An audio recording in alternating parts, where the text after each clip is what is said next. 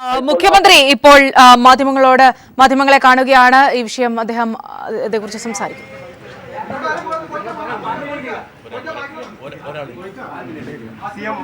കേരളത്തിൽ കോഴിക്കോട് മാധ്യമപ്രവർത്തകർക്കെതിരെ പോലീസിന്റെ അതിക്രമം ഉണ്ടായിരിക്കുന്നു. തുടർച്ചയായി മാധ്യമപ്രവർത്തകർ ഇത്തരത്തിൽ ആക്രമിക്കപ്പെടുന്നു. അങ്ങനെ പ്രതികരണം ഉണ്ടാകും.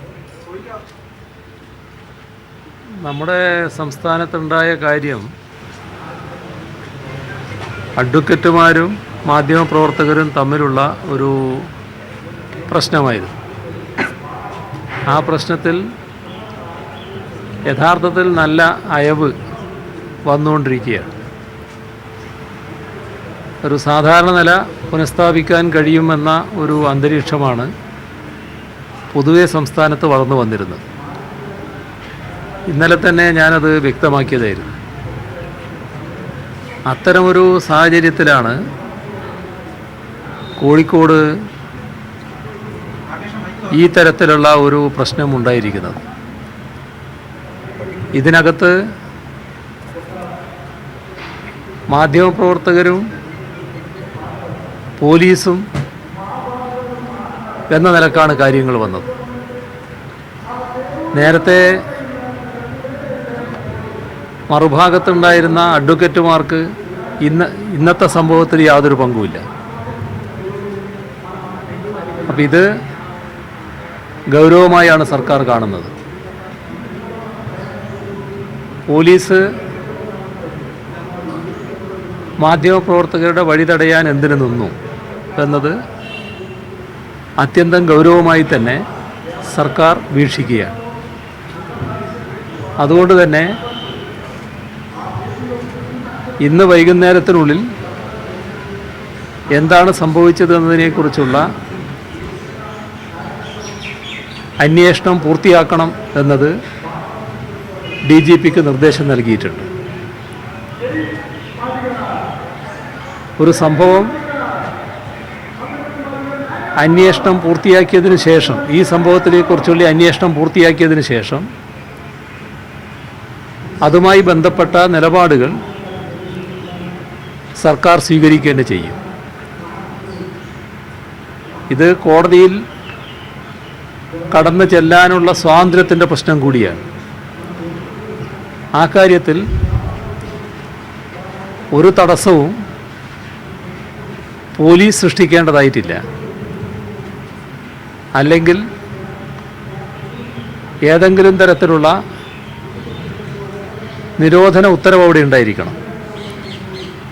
അതല്ലാത്ത കാലത്തോളം സാധാരണ നിലക്ക് കോടതിക്കകത്ത് പോകാനും വരാനുമുള്ള അവകാശം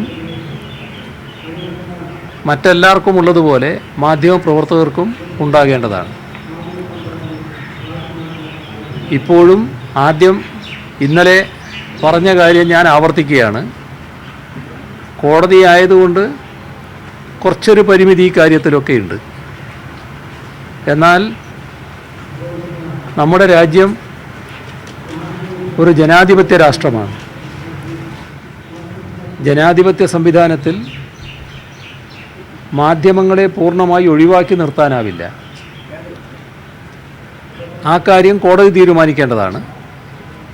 സർക്കാരിനെ സംബന്ധിച്ചിടത്തോളം സർക്കാരിൻ്റെ ഭാഗമായ പോലീസിൻ്റെ കാര്യത്തിൽ പറയാനുള്ളത്, ഒരു തരത്തിലുള്ള തടസ്സവും സൃഷ്ടിക്കാൻ മാധ്യമപ്രവർത്തകർക്ക് സഞ്ചാര സ്വാതന്ത്ര്യം തടയാൻ പോലീസ് ശ്രമിക്കില്ല. ഇതാണ് സർക്കാരിൻ്റെ നിലപാട്.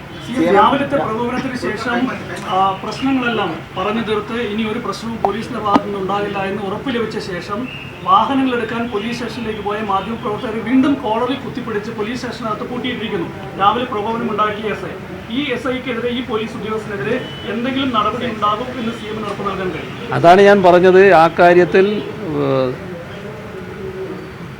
ഇന്ന് വൈകുന്നേരത്തിനുള്ളിൽ തന്നെ അന്വേഷണം പൂർത്തിയാവും. ഇപ്പോൾ ഇങ്ങനെയൊരു സംഭവം ഉണ്ടായെങ്കിൽ അതുകൂടി ഇതിൻ്റെ ഭാഗമായിട്ട് തന്നെ അന്വേഷിക്കപ്പെടും. അതിനുശേഷം നിലപാടെടുക്കുക തന്നെ ചെയ്യും. ഒരു സംശയവും അക്കാര്യത്തിൽ വേണ്ടതില്ല. സംസ്ഥാനത്തൊരു നിശബ്ദ അടിയന്തരാവസ്ഥ നിലനിൽക്കുന്നുണ്ടെന്നുള്ള തരത്തിലുള്ളൊരു വലിയൊരു ആരോപണം നിലനിൽക്കുന്നുണ്ട്. കാരണം മാധ്യമങ്ങൾക്ക് നേരെ ഇത്തരത്തിലൊരു നിശബ്ദ അടിയന്തരാവസ്ഥ നിലനിൽക്കുന്നുണ്ടെന്നാണ്. എങ്ങനെയാണ് CM ഈ ഒരു ആരോപണത്തെ നോക്കി കാണുന്നത്? അക്കാര്യത്തിലേക്കൊക്കെ ഇപ്പോൾ പോകണോ? അങ്ങനെയാണെങ്കിൽ വേറൊരു വഴിക്ക് ഞാൻ പോകേണ്ടി വരും, സഞ്ചരിക്കേണ്ടി വരും. അതായത് ഈ ഒരു സംഭവം ഉണ്ടായ ഉടനെ ഇതെന്തോ ഉണ്ടാകാൻ കാത്തു നിൽക്കുന്നത് പോലെ കുറേ ആളുകൾ ഇടപെട്ട് വരുന്നതായിട്ട് കാണുന്നുണ്ട്.